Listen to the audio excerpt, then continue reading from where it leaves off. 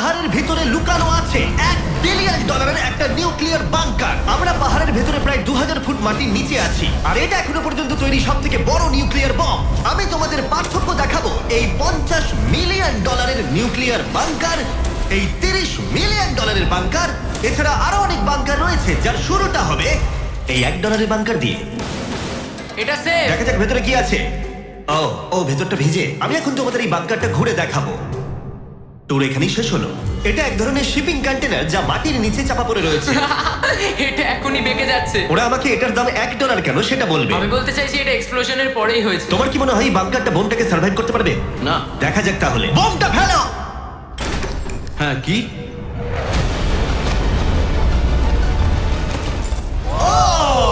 এই বাংকারটা পুরো ধ্বংস হয়ে গেল। পরেরটা গিয়ে দেখা যাক। পরেরটা হলো $1 মিলিয়ন বাংকার, যেটা বানানো হয়েছে মিসাইল শুট করবার জন্য এবং মাটির নিচে নিউক্লিয়ার মহাবিপর্যয়ের হাত থেকে বাঁচার জন্য। কিন্তু ভেতরে কি করে যাওয়া যাবে? যাই হোক, অসংখ্য সিঁড়ি দিয়ে নিচে নামবার পরে আর একটা 3175 কেজির দরজা খোলার পরে, এটার ওজন 3175 কেজি, তুমি পৌঁছবে বাংকারের কেন্দ্রে। ও মাই গড। এটা দেখে পুরো স্টার ওয়ার মনে হচ্ছে। এই রুমটা থেকে মিসাইল লঞ্চ করা হয়। এই ফ্যাসিলিটিটা নিউক্লিয়ার অ্যাটাক থেকে বাঁচানোর জন্য তৈরি করা হয়েছে। চাইলে অ্যাটাকও করা যাবে। আমরা যে মেঝেতে দাঁড়িয়ে আছি সেটা আসলে ছাদ থেকে ঝুলন্ত বিশাল প্ল্যাটফর্মের মতো ঝুলছে। এভাবেই বানানো হয়েছে। এই 8খানা স্প্রিংই এই বিল্ডিংটাকে ধরে রেখেছে।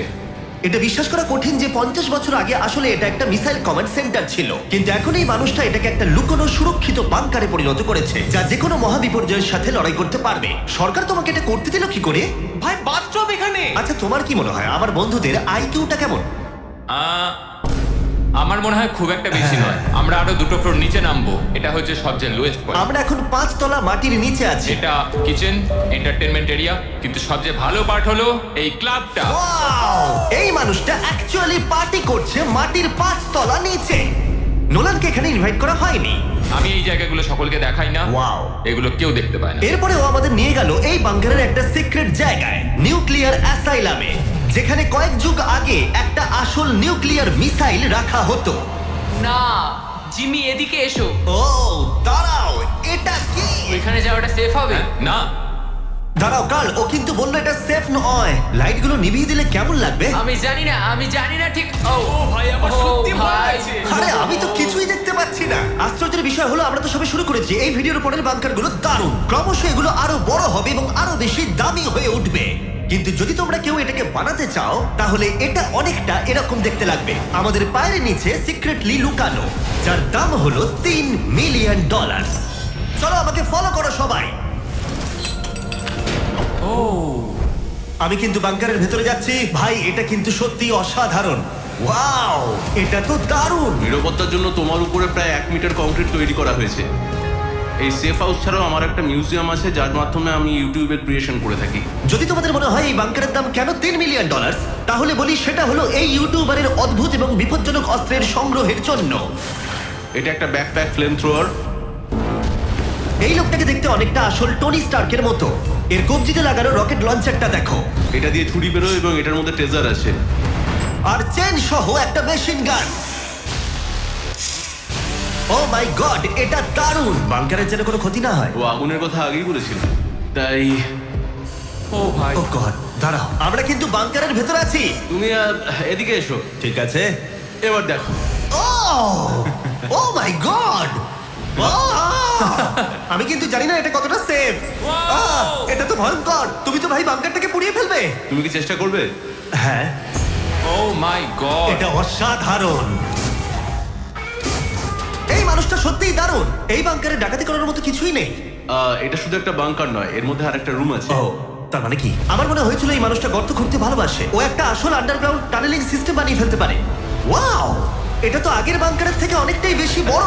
আর ও একটা ভয়ঙ্কর আবিষ্কার করেছে যেটা আমাদের এখানে সুরক্ষিত রাখবে যদি বিপদ আসে। আমি এখান থেকে বেরিয়ে যাচ্ছি। প্রথমে ও আমাদের একটা ক্যানন দেখালো, যেটা যেকোনো জিনিসকে গোলা বারুদে পরিণত করে। আমাদের কাছে এখন ব্রেড রোল আছে। আমি চালাচ্ছি তাহলে। ঠিক আছে, করো। হ্যাঁ আমি করছি। তাড়াতাড়ি করো। ঠিক আছে চলো কি বলছো তাহলে? ভয় করছে। যেকোনো মুহূর্তে শুট করতে পারে। ভাই মারো। শুট। ও এটা অসাধারণ। একটা পুরো টয়লেট রোল। বাংকারের এই অংশটা আমাদের প্রোটেক্ট করবার জন্যই, কিন্তু কলিন যদি এটা করে তাহলে সেটা কতটা হবে বলতে পারছি না। এই বেলটা থেকে ছুরি বেরোয় আমার কাছাকাছি দাঁড়িও না। ও ও ভাই ও ও ও ও ও ও ও ও ও মাই গড, বিশেষ করে ও এটা শুরু করবার পরে। আচ্ছা, তোমার হাত থেকে কখনো ছুরি পড়ে গেছে? না। ঠিক আছে ঠিক আছে, এটা বন্ধ করো বন্ধ করো বন্ধ করো। তুমি এটা করতেই পারতে ছুরির বেল্টটা না থাকলে। হ্যাঁ, কিন্তু এটা খুবই অসাধারণ। আচ্ছা জিমি, এবার তুমি এটা দেখো। এটা একটা ফ্রিজার ওয়েভ, মাইক্রোওয়েভের থেকে একদমই উল্টো। আমরা কিছু ফেস্টিভ্যাল নিয়ে নেবো এবং এখানে আমরা স্প্রে করবো। এই দেখো। কি? ওয়াও, ও অপেক্ষা করছিল কিভাবে ফেস্টিভ্যাল স্কার্ফস এতে তৈরি হয় সেটা দেখানোর জন্য। হয়ে গেছে, আশা করি তোমার দেখে ভালো লাগবে। ওয়াও, ও মাই গড, ফ্রোজেন ফেস্টিভ্যালস। এটা দারুণ, তাই না? হ্যাঁ হ্যাঁ, সত্যি। কিন্তু কলিন এটাকে যতটা নিরাপদ মনে করে, তার সাথে এই $5 মিলিয়ন আইল্যান্ড প্যারাডাইজের প্রেসিডেন্সিয়াল বাংকারের কোনো তুলনাই হয় না।